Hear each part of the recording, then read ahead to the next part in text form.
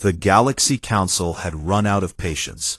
Warlord Grath of the Morath Syndicate stood at the center of the chamber, his massive form casting shadows across the floor. He was the most powerful military leader in the Syndicate, and he had grown tired of waiting. 300 years, Grath said, his deep voice echoing through the room. 300 years we have tried talking. 300 years we have sent messages and ships and gifts. And what has it gotten us? Nothing. The humans ignore us like we are insects. Ambassador Zorath raised one of his 4 hands. Warlord, perhaps we should consider that they simply do not wish to communicate. Perhaps they have reasons we do not understand. Grath turned his huge head toward the Velthari ambassador. I do not care about their reasons. Earth sits at the meeting point of 3 major trade routes. Every ship traveling between the outer systems and the core must pass near their space. Their silence is not just strange. It is a problem. Counselor Dreth of the Morath clicked her agreement. The Warlord speaks truth. We cannot allow an unknown power to control such important space. What if they are building weapons? What if they are planning to attack us? We have seen no evidence of that, Zorath protested. Because they show us nothing, Grath replied. That is the point. They hide everything. They reveal nothing, and you want us to trust them? He made a sound of disgust. I say we force them to respond. Make them show their true nature. High Arbiter Kess floated forward, his glowing form flickering with concern. What do you propose, Warlord? Grath smiled, showing rows of sharp teeth. The humans have a colony on the 4th moon of their largest planet. A small settlement beneath the ice. Scientists and miners, perhaps 12,000 in total. I propose we destroy it. Some representatives shouted in protest. Others called out their support. Zorath looked horrified. You cannot be serious, the Velthari ambassador said. You want to kill 12,000 people just to make them talk. I want to send a message, Grath replied calmly. We will give them time to respond. If they answer, we will not attack. But if they continue their silence, we will show them that silence has a price. The debate lasted for hours. Zorath and a few others argued against the plan. They said it was cruel and unnecessary. They said it might start a war that no one wanted. But Grath had powerful allies. The Kryn wanted access to human mining territories. The Morath wanted control of the trade routes. Even some of the peaceful species thought that forcing contact was better than endless uncertainty. In the end, the vote passed. 3 weeks later, a Morath battle fleet gathered at the edge of human space. 20 warships, each one capable of destroying a small planet. They were led by Commander Voss, a veteran officer who had won 100 battles. The fleet jumped into the space around the gas giant the humans called Jupiter. Their sensors found the small moon called Europa, a ball of ice with a thin shell of water beneath the surface. The human colony was there, built in the dark ocean under miles of frozen water. Commander Voss opened a channel to Earth. This is Commander Voss of the Morath Syndicate, speaking on behalf of the Galaxy Council. You have ignored our attempts at communication for 300 years. This ends now. You have 1 standard cycle to respond to this message. If you do not, we will destroy your colony on Europa. The choice is yours. The message was sent. The fleet waited. On Earth, in the bunker beneath the Rocky Mountains, Admiral Daniel Carter watched the alien ships on his screens. The command center was silent, except for the hum of machines. Every officer stood at their station, waiting for orders. Dr. Patricia Morrison stood beside Daniel, her face pale. They are really going to do it. They are going to attack Europa. Yes, Daniel said quietly. We have to respond. We have to do something. Daniel closed his eyes for a moment. When he opened them, his face showed no emotion.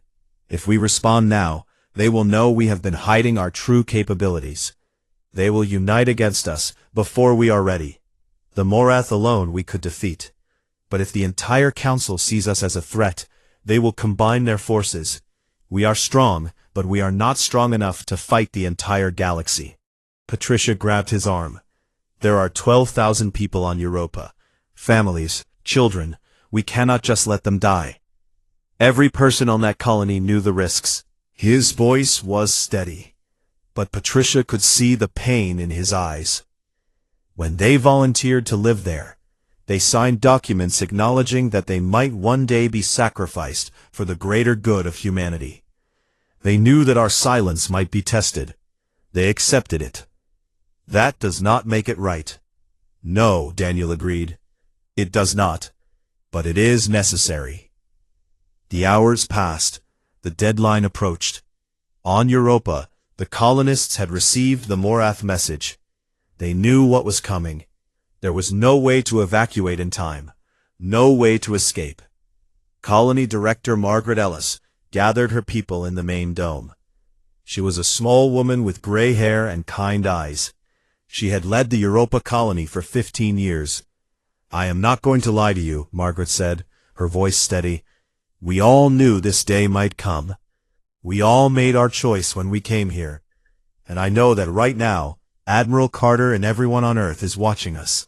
They want to help. But they cannot. Not yet. A young man in the crowd called out, Why? Why will they not save us? Margaret looked at him with sad eyes. Because saving us would cost more lives in the long run. Because humanity needs to stay hidden until we are ready. And because our sacrifice will not be forgotten. One day, Earth will respond, and when they do, the galaxy will remember what was done here. The deadline passed. Earth remained silent. Commander Voss gave the order. The Morath fleet opened fire. The attack lasted only minutes. Energy beams cut through the ice of Europa, boiling away the ocean beneath. The colony was destroyed in a flash of light and steam. 12,000 people died, their lives ended by a force they had never threatened. In the bunker on Earth, Daniel Carter watched it happen. He did not look away. He owed them that much. Patricia was crying silently beside him. Around them, officers and officials stood in shocked silence. Some of them had family on Europa. Some of them had friends. General Christopher Hayes stepped forward. He was a tall man with a hard face, the commander of all human military forces. Admiral, what are your orders? Daniel turned to face him. Something had changed in his expression.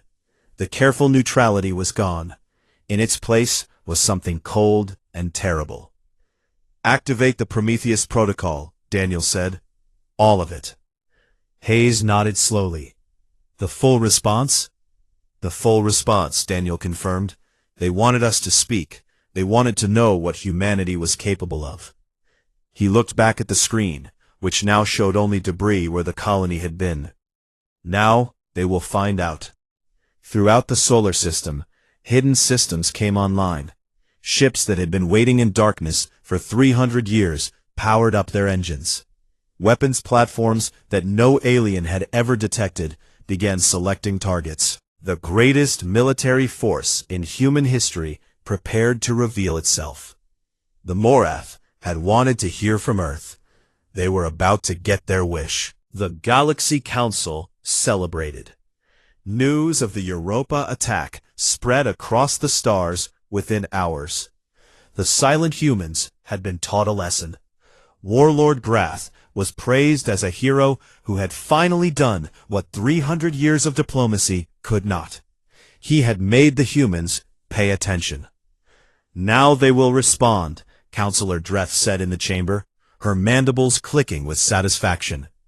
Now they will come to us, begging for peace, and we will set the terms.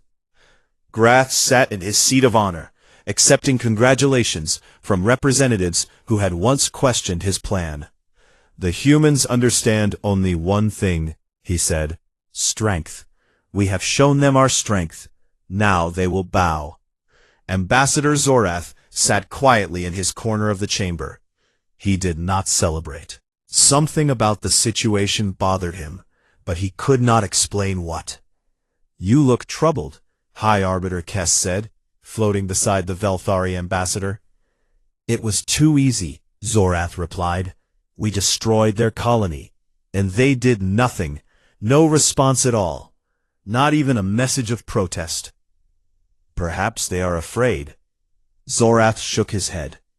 "A species that has stayed silent for 300 years is not afraid. They are patient, and patience usually means they are waiting for something." Before Kess could respond, an aide rushed into the chamber. The young Kryn officer looked terrified. "High Arbiter," the aide said, his voice shaking, "we have lost contact with the fleet." Graf stood up from his seat. "What do you mean, lost contact?" "Commander Voss and the entire battle group. They entered hyperspace for the return journey, and never arrived. We have sent search teams. There is no debris, no distress signals. They simply vanished." The celebration stopped. The chamber fell silent. 37 ships, Graf said slowly. 37 warships do not simply vanish. "I know, Warlord, but they have." Over the next few hours, more reports came in. A Morath listening post on the edge of their territory went dark. Then another. Then a supply depot. Then a military base. One by one, Morath installations across the galaxy stopped responding. The Kryn reported similar problems. Their secret communication network, the one they used for military planning, had been compromised. Encrypted messages were being broadcast openly for anyone to hear. Decades of military secrets were suddenly available to every species in the galaxy. The Velthari discovered that several high-ranking officials in their government had disappeared. When investigators searched their homes, they found evidence that these officials had been working for someone else for years, providing information, and no one knew who had been paying them. Fear spread through the council chamber like a disease. "What is happening?" Dreth demanded. "Who is doing this?" No one could answer, but they all suspected. Far from the council, in the asteroid belt of the human solar system, Admiral Daniel Carter stood in the command center of a station that had been hidden for 2 centuries. The station was called Prometheus, and it was the heart of humanity's secret military. The command center was enormous, filled with hundreds of officers working at stations that covered the walls. Screens showed the positions of human ships across the galaxy. Maps displayed enemy installations and the forces moving to disable them. Commander Nicole Evans approached Daniel with a report. She was a young woman with short, dark hair and the confident manner of someone who had trained her entire life for this moment. "Phase 1 is complete, Admiral," Nicole said. "Enemy surveillance networks have been eliminated. Their listening posts, their spy satellites, their communication relays. All gone. They are blind now." Daniel nodded. "Casualties on our side?" "None, sir. They never saw us coming." Dr. Patricia Morrison stood nearby, watching the screens with a troubled expression. She had not slept since Europa was destroyed. The guilt weighed on her like a physical burden. "How?" she asked. "How did we do all this without them noticing?" Daniel walked over to stand beside her. 300 years of listening gave us 300 years of information. We know their sensor systems better than they do. We know where they are weak and where they are strong. And we have technology they cannot imagine. "What technology?" Daniel pointed to one of the screens, which showed a human ship appearing suddenly near a Morath base. There was no flash of light, no energy signature, no warning at all. The ship was simply there. "We call it fold travel," Daniel explained. "It works differently from their hyperspace drives. Instead of pushing through another dimension, we fold space itself. Point to point, instant travel, with no signature that their sensors can detect." Patricia stared at the screen. "That should be impossible." "According to their science, yes, but we did not learn from their science. We watched and studied and developed our own. And our science is better." The screen showed more human ships appearing throughout the galaxy. They moved like ghosts, striking targets and vanishing before any response could arrive.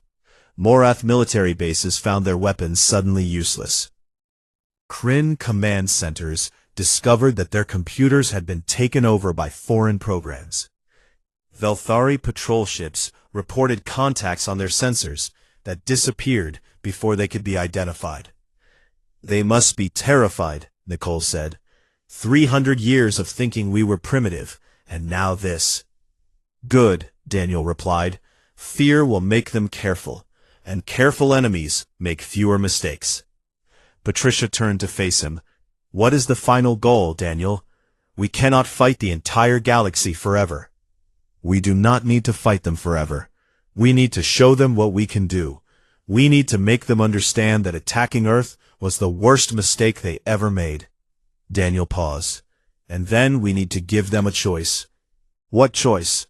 "The choice between war and peace. But it has to be a real choice. They have to understand that peace is not weakness. They have to know that we could destroy them and choose not to." Patricia thought about this. "You want them to respect us." "I want them to fear us," Daniel corrected. "Respect will come later, if we are lucky. For now, fear will keep humanity safe." On the Morath homeworld, Warlord Grath received reports of disaster after disaster. His military was being taken apart piece by piece. His spies had gone silent. His secret bases had been exposed. "How is this possible?" Grath demanded of his advisors. "They were supposed to be primitive. They were supposed to have nothing but a few old ships and some orbital platforms." One of his generals, a scarred veteran named Krath, stepped forward. "It appears we were wrong, Warlord. Very wrong. How could we have made such a mistake?" General Krath looked at him with eyes that held a new kind of fear. "Because they wanted us to make it. For 300 years, they showed us exactly what they wanted us to see. They let us believe they were weak. They let us think we could push them around. And while we were laughing at them, they were learning everything about us." Grath sat down heavily in his chair. For the first time in his long life, he felt truly afraid. "What do we do?" he asked. No one had an answer. The humans were coming, and no one knew how to stop them. High Arbiter Kess made a decision that no member of the Galaxy Council had ever made before. He requested permission to visit Earth. The request was granted. A single transport ship carried the ancient being across the stars. No guards accompanied him. No weapons were on board. Kess traveled alone, trusting that the humans would not harm an ambassador of peace. The ship landed in a city called Geneva, on a continent called Europe. Kess had studied human geography during the long journey, trying to understand this species that had fooled the entire galaxy. He learned that Geneva was a place where humans gathered to discuss problems and make agreements. It seemed appropriate for what was about to happen. Human soldiers met him at the landing site.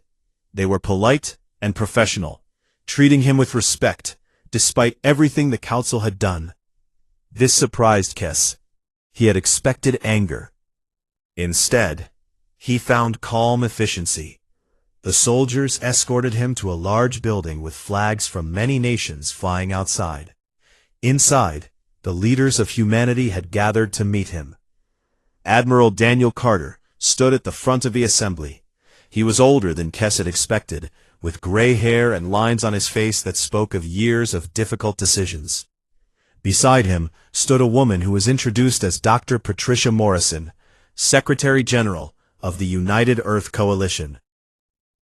The hall was filled with humans of all kinds, different skin colors, different features, different styles of dress. Kess had never seen a species with so much variety. Most civilizations became uniform over time, their differences fading as they spread across the stars. But humans seemed to value their differences. "High Arbiter," Patricia said, stepping forward to greet him. "We know this was not an easy choice." Kess's form flickered with colors that showed his uncertainty. "I came because I had to. Because someone needed to try to understand what you want. Daniel Carter stepped forward. Would you like to sit down? This may take some time. Kes did not need to sit. He had no solid body to grow tired. But he appreciated the gesture of kindness. Your species has done something remarkable, Kes began. You have shown that you can defeat us. You have disabled our militaries, exposed our secrets, and reached our homeworlds without warning. The entire galaxy is afraid of you now. So I must ask the question that everyone is wondering. What do you want? Daniel looked at Patricia. She nodded, and he turned back to face the ancient being. We want what every species wants, Daniel said. Safety for our people. A future for our children. A place in the galaxy where we can live and grow without fear. You have that now, Kes pointed out. No one will dare attack you again. You could demand anything you wanted. Territory, resources, power. The Council would give you whatever you asked to avoid more destruction. We know, Daniel said, and that is exactly why we are not going to ask for those things. Kes's form shifted with confusion. I do not understand. Patricia stepped forward to explain. High Arbiter, your council destroyed one of our colonies. 12,000 people died because you wanted to force us to respond. That was wrong, and we will never forget it. But we understand why you did it. You do? You were afraid, Patricia said. Afraid of what you did not know. Afraid that our silence meant we were planning something terrible. Fear makes people do cruel things. We know this because we have done cruel things ourselves. Daniel continued. Centuries ago, before we reached the stars, humans nearly destroyed ourselves. We built weapons that could end all life on our planet. We polluted our world until it began to die. We fought wars over resources and territory and ideas. We almost did not survive our own nature. But you did survive, Kes said. Barely, Daniel admitted, and only because we learned to be better. We learned that strength without wisdom leads to destruction. We learned that the easiest choice is rarely the right choice. And we learned that showing mercy to our enemies is harder and more valuable than destroying them. Kes considered this. So you will not seek revenge for Europa? We already have our revenge, Daniel replied. Your military is crippled. Your secrets are exposed. Your reputation is ruined. The entire galaxy knows that the Morath attacked innocent people and paid a terrible price for it. That is justice enough. What about Warlord Grath? Many in the galaxy would expect you to demand his execution. Daniel shook his head.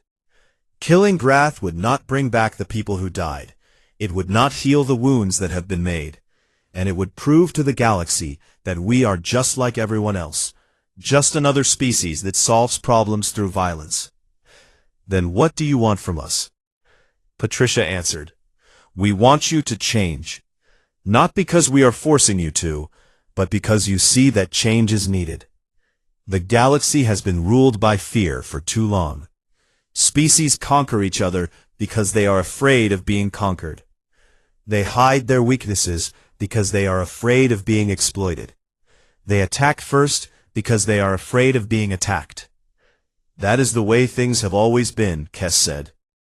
It does not have to be the way things always will be, Patricia replied. Humans learned to change. We went from tribes that killed each other over hunting grounds to a civilization that spans a solar system. We still have problems. We still make mistakes. But we are better than we used to be, and we keep trying to improve. Kes floated in silence for a long moment. His form cycled through colors that indicated deep thought. You are asking us to trust you, he finally said. To believe that you will not use your power against us, even though you easily could. Yes, Daniel said simply. Why should we believe you? Daniel stepped closer to the ancient being. Because we could have destroyed the Morath fleet, and we chose to disable it instead. Because we could have killed millions, and we did not kill anyone. Because we had every reason to seek vengeance, and we chose to show mercy." He paused. "Trust is not built through words, High Arbiter. It is built through actions. We have shown you what we can do. Now we are showing you who we choose to be." Kess looked around the room at the assembled humans. He saw determination in their faces, but also something else. Hope. These people genuinely believed they could build a better galaxy.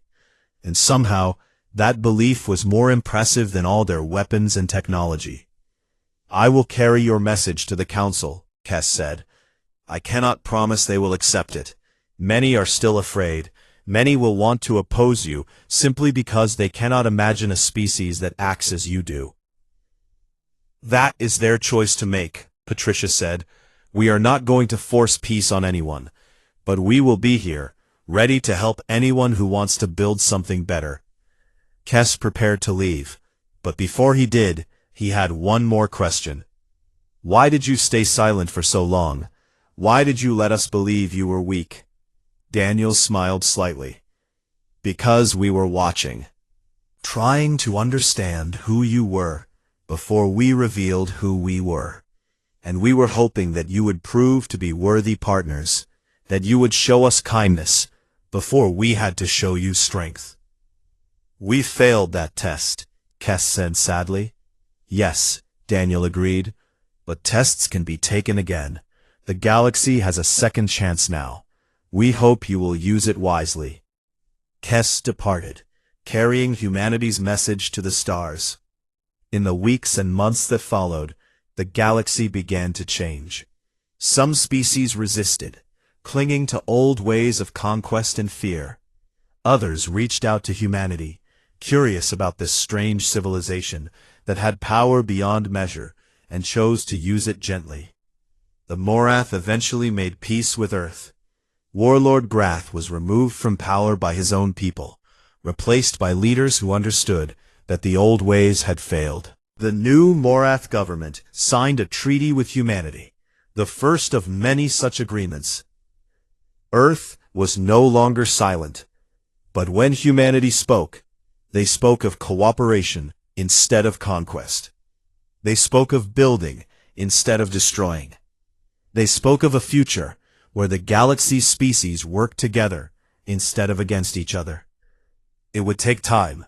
It would take patience. There would be setbacks and failures along the way. But humanity had already proven that they could wait. They had already proven that they could prepare for challenges that lay centuries in the future. And they had proved something else too. Something that the galaxy would never forget. They had proven that true strength was not in how quickly you could destroy your enemies. True strength was in choosing not to. The humans had finally spoken, and the galaxy would never be the same. The Morath homeworld had never been threatened. In 12,000 years, no enemy had ever reached their core systems. Their borders were protected by hundreds of warships. Their planet was surrounded by defense platforms that could destroy entire fleets. They believed themselves untouchable. Then the humans came. Warlord Grath was in his war room when the alarms started. Red lights flashed. Warning sounds filled the air. Officers ran to their stations, trying to understand what was happening. "Report," Grath demanded. "What is going on?"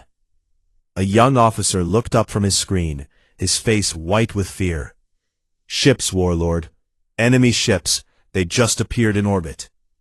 "Appeared? From where? Our border sensors showed nothing." "They did not come through our borders, Warlord. They just appeared. No hyperspace transition. No approach vector. One moment the space above our planet was empty. The next moment, there were ships." Grath walked to the main display. What he saw made his blood run cold. A fleet of ships hung in space above his world. They were unlike anything he had ever seen. Their hulls were black, darker than the space around them. They were angular and sharp, like weapons rather than vessels. There were 50 of them, arranged in perfect formation, waiting. "How did they get past our defenses?" Grath asked. "They did not get past them, Warlord. Our defenses never detected them. As far as our sensors can tell, those ships do not exist. Grath stared at the display. His entire life, he had believed in the power of the Morath military. He had conquered worlds. He had crushed rebellions. He had made weaker species bow before his might. Now he felt like a child, facing something he could not understand. A communication signal came through. The human ships were broadcasting. "Put it on," Grath ordered. A voice filled the war room. It spoke perfect Morath, with no accent and no hesitation. "This is Admiral Daniel Carter of the Human Coalition. 3 weeks ago, you destroyed our colony on Europa. You killed 12,000 of our people. Scientists, engineers, families, children who had never harmed anyone. You did this to send a message, to force us to speak." The voice paused. "We are speaking now." Grath found that his hands were shaking. He forced himself to stand tall. "What do you want?" "I want you to watch," Admiral Carter replied. "I want you to understand exactly what you have done." The human fleet did not fire weapons. Instead, thousands of tiny objects launched from their ships. They were so small that the Morath sensors could barely track them. They spread out across the system, surrounding the planet, reaching every ship and station in orbit. "What are those things?" Grath demanded. His officers tried to analyze the objects, but before they could finish, the effects became clear. One by one, the Morath defense platforms went dark. Their weapons stopped working. Their engines shut down. They floated dead in space, useless. The warships guarding the planet suffered the same fate. Mighty vessels that had conquered dozens of worlds suddenly lost all power. Their crews were still alive, their life support still functioning, but nothing else worked. They were helpless. "Nanotechnology," one of Grath's scientists said in a whisper. "Microscopic machines that can infiltrate our systems and disable them. We theorized such things were possible, but we never believed anyone could actually build them." "The humans can," Grath said grimly. Admiral Carter's voice continued. "Your fleet is disabled, but not destroyed. Your people are alive. We could kill them all if we wanted to. We could destroy your planet. We could erase the Morath from the galaxy. But we choose not to." "Why?" Grath asked. "Because that is not who we are," Carter replied. "You thought our silence meant weakness. You thought because we did not respond to your insults and threats, we could not respond. You were wrong. We stayed silent because we were learning. We stayed silent because we were preparing. And now we are ready." The human ships turned and vanished as suddenly as they had appeared. The Morath were left alone, their military crippled, their pride shattered. Similar scenes played out across the galaxy. On the Kryn homeworld, human agents delivered data packages to every major news outlet. The packages contained evidence of corruption at the highest levels of the Kryn government, secret deals, hidden crimes, stolen money. Within days, the Kryn people were demanding answers from their leaders. On Velthari Prime, the government discovered that humans had been operating within their borders for decades.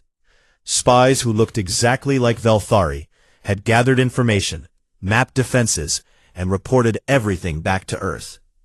The Velthari had thought themselves clever. They learned that humans were cleverer.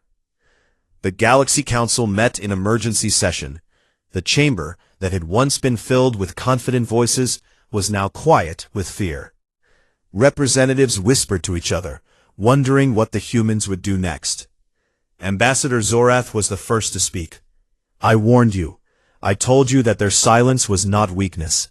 I told you that patience usually means preparation. And now look at us." Warlord Grath sat in his seat, looking like a broken creature. His military was in ruins. His reputation was destroyed. "We did not know," he said quietly. "We could not have known." "You did not want to know," Zorath replied. "You assumed that because you were powerful, no one could be more powerful. You assumed that because you had ruled for thousands of years, You would rule forever. The humans taught themselves everything they needed to know about us, and we learned nothing about them. The question now is, what do we do? The humans have shown they can reach our homeworlds whenever they choose. They can disable our militaries. They can expose our secrets. If they wanted to destroy us, they could. So why haven't they? No one had an answer. On Prometheus Station, Admiral Daniel Carter watched the reports coming in from across the galaxy. The first phase of the response was complete. The Council was scared. The Morath were humbled. The message had been received. Dr. Patricia Morrison stood beside him. They are waiting for us to make the next move. Daniel nodded. They expect us to demand surrender, to take over their governments, to become the new rulers of the galaxy. Is that what we are going to do? Daniel turned to face her. No, that is what they would do if they were in our position. But we are not them. He looked back at the screens. We have proven that we are strong enough to destroy them. Now, we need to prove that we are wise enough not to. What does that mean? It means we are going to give them a choice. A real choice, not a demand. They can continue as they have been, and we will watch them carefully, ready to respond if they threaten us again. Or, they can change. They can build something better. And if they do, we will help them. Patricia considered this. That is a very human thing to do. Daniel smiled slightly. That is the point. For 300 years, they wondered what humanity was really like. Now they are going to find out. The galaxy was full of noise. Thousands of species talked to each other across the stars. They traded goods. They made deals. They fought wars and signed peace treaties. The Galaxy Council had existed for 50,000 years, and in all that time, every species that reached the stars eventually joined the great conversation. Every species except one. Earth sat at the edge of explored space, a small blue planet circling a yellow star. The humans who lived there had discovered radio waves. They had built rockets. They had walked on their moon and sent machines to their neighboring planets. By every measure the Council used, they were ready to join the galactic community. But they never answered. Ambassador Zorath of the Velthari Empire stood before the Council chamber, his forearms moving in patterns of frustration. The chamber was a massive dome floating in space near the star called Nexus Prime. Representatives from 100 species filled the seats, all of them watching as Zorath made his report. 300 years, Zorath said. For 300 years, we have tried to contact Earth. We have sent radio messages. We have sent probes. We have even sent ships to orbit their world and broadcast greetings in every language we could decipher from their transmissions. They receive our messages. We know this because we can see their listening stations pointed at the sky. But they never respond. Not once. Not a single word. A clicking sound came from the Morath section of the chamber. Counselor Dreth rose from her seat, her insect-like body covered in hard black armor. The Morath were warriors, and they had little patience for mysteries. Perhaps they are too stupid to understand, Dreth said. Some species develop technology without developing intelligence. They copy what they see without understanding it. That is not the case here. We have studied their world carefully. They have fusion reactors providing power to their cities. They have built permanent settlements on their moon.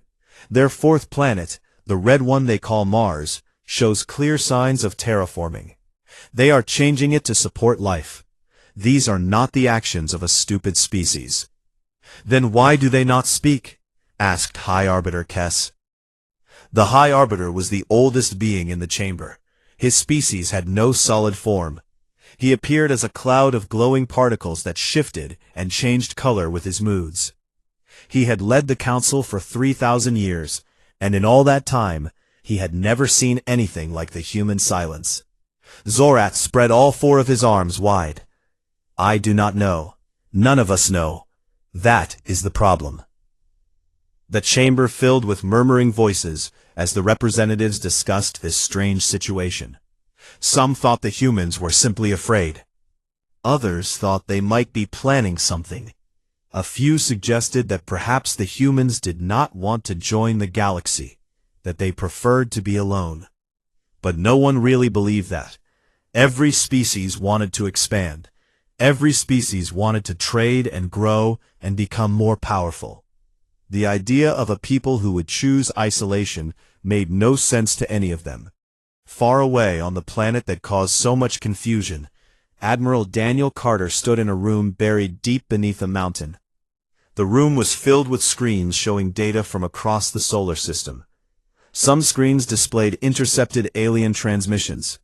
Others showed the positions of alien ships that had entered human space over the centuries. Still others tracked the progress of human projects that no alien had ever detected. Dr. Patricia Morrison stood beside him, reading from a tablet. She was the head of the translation division, the group responsible for decoding alien languages. In 300 years, they had learned to understand every major species in the galaxy. The council is meeting again, Patricia said. Zorath is pushing for more aggressive contact attempts. The Morath are getting impatient. Daniel nodded slowly. He was an older man with gray hair and tired eyes. He had spent his entire life in this room, just as his father had, and his grandmother before that. The Carter family had led the silence protocol for 5 generations. What do they know about us? He asked. Only what we have let them see, Patricia replied. They know we have basic space travel. They know we have fusion power. They think our military consists of a few orbital defense platforms and some armed ships near Mars. And our actual capabilities? Patricia smiled slightly. They have no idea. Daniel turned to look at a map on the wall. It showed the solar system, but it was very different from any map the aliens had ever seen. Hidden bases dotted the asteroid belt. Secret shipyards orbited the outer planets. Weapons platforms floated in the darkness between worlds, invisible to any sensor the galaxy had ever built. 300 years, Daniel said quietly. 300 years of listening. 300 years of learning. We know their languages, their tactics, their technology. We know their strengths and their weaknesses. We know which species can be trusted and which cannot. And they know nothing about us, Patricia added. That is the point. Daniel walked to the window that looked out over the command center below. Hundreds of people worked at their stations, monitoring alien activity, analyzing data, preparing for a day that might never come. My great-great-grandmother started this protocol when the first alien signal reached Earth. She understood something that the Council has never learned. What was that? That in a galaxy full of predators, the smart prey stays quiet until it knows exactly what it is dealing with. Daniel turned back to face Patricia. We are not prey anymore. We have not been for a long time. But they do not know that, and as long as they do not know, we have the advantage. Patricia set down her tablet. Some of the younger officers think we should respond. They say 300 years is long enough. They want to take our place in the galaxy. And give up everything we have built? Everything we have learned? Daniel shook his head. The Council thinks our silence is weakness. Let them think that. Let them underestimate us. Because one day they will push too hard. They will do something that forces us to respond. And on that day, they will learn the truth. What truth? Daniel looked at the screens showing alien transmissions, messages from species that thought humans were primitive and afraid. That we were never silent because we were weak, he said. We were silent because we were preparing. And when humanity finally speaks, the whole galaxy will hear us. In the council chamber, the debate continued. The representatives argued about what to do with the silent planet. Some wanted to try new methods of contact. Others wanted to give up and leave Earth alone. A few, mostly the Morath, suggested using force. But none of them understood what they were really dealing with. None of them knew that every word they spoke was being recorded by human listening devices hidden throughout the galaxy. None of them knew that human agents walked among their populations, learning their secrets, mapping their defenses. The humans had been listening for 300 years, and they had learned more than the Council could possibly imagine. The silence was not weakness. The silence was not fear. The silence was a weapon. And one day, that weapon would be unleashed.